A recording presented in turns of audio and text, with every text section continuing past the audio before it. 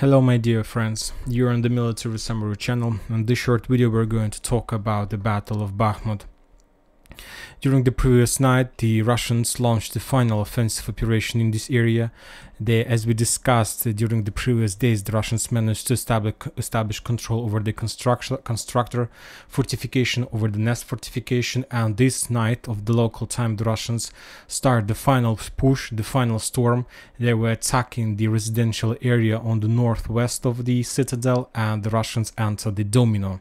I believe that they were attacking the Domino all over the road, all over this street, this Yubileyny street.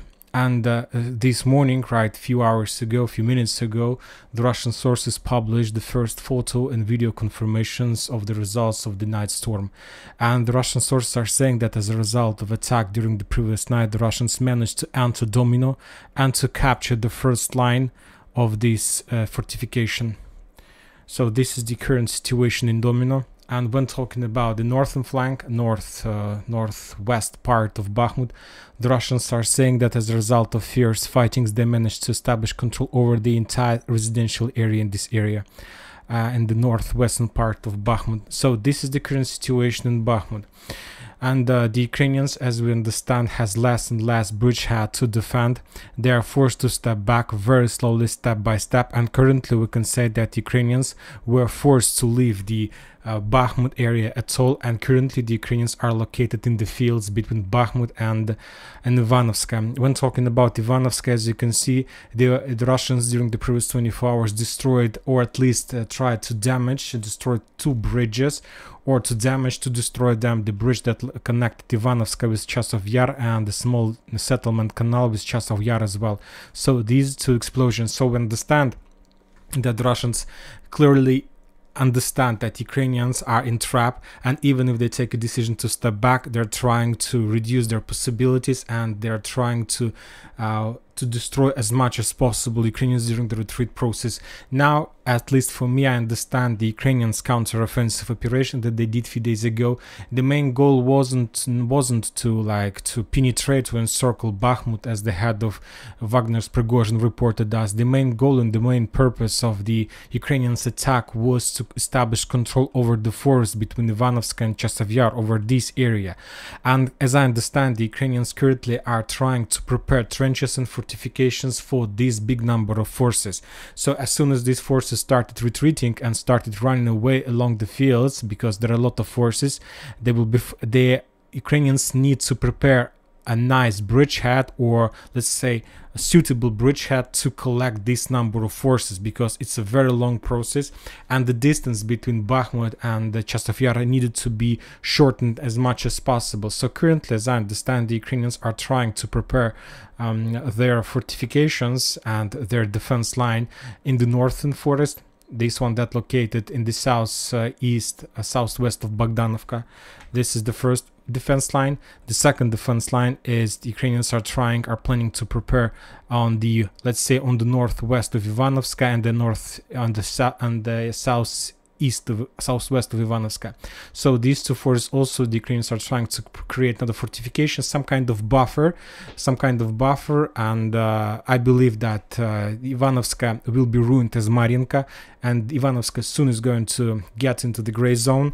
I believe nobody are able to capture this town or control as soon as the Russians get the outskirts of the western part of Bakhmut, and as soon as the Russians capture the high buildings on the western part, they will be able to establish physical and visual control over the Ivanovska, and after that there is no reason to hold this area, because the Russians will start attacking and shelling this area using artilleries, and so there will no doubt that the Ukrainians are able to hold this area, so they will be forced to step back.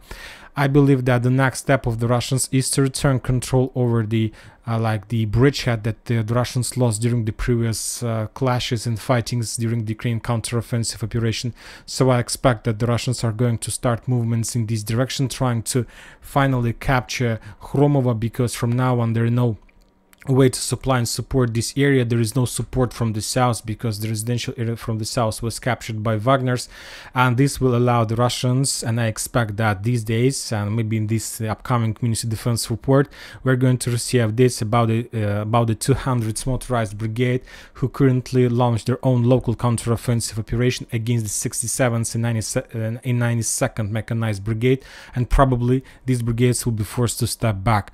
And I expect as well, if the Russians want to encircle these Ukrainian forces during the withdrawal process, they also need to activate their storming operation from the south. And now we are talking about the 4th Motorized Brigade from the Russian side, and of course 72nd. And all these two brigades will be, of course, supported by Wagner's behind them, something like anti-retreat forces, but it's not like the Ukrainian one, just to support and to give the feeling of these forces that the back and they are completely covered. And if the Russians launches these small attacks on the flanks, these entire forces were in Bakhmut will be encircled and destroyed under artillery fire, and this can be possibly the second or another tragedy day for the Ukrainian forces in this area. Furthermore, when talking about the other events, the Russians reported that during the previous night there was another missile attack all over the entire Ukraine. The Russians attacked Nikolaev, Kharkiv, the Russians were attacking like fuel depots, ammo depots, so there were no more updates about the Patriots and so on.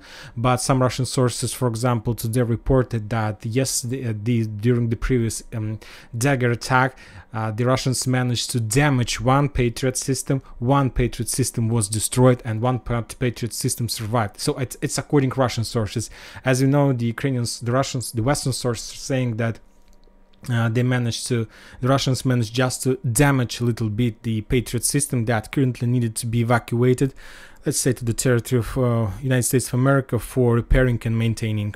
And that's it for this short update. Military Summary channel reminds to condemn any violence in Ukraine. Thank you for watching. Subscribe to my channel, put your likes, join my Patreon, and have a good day. Bye bye.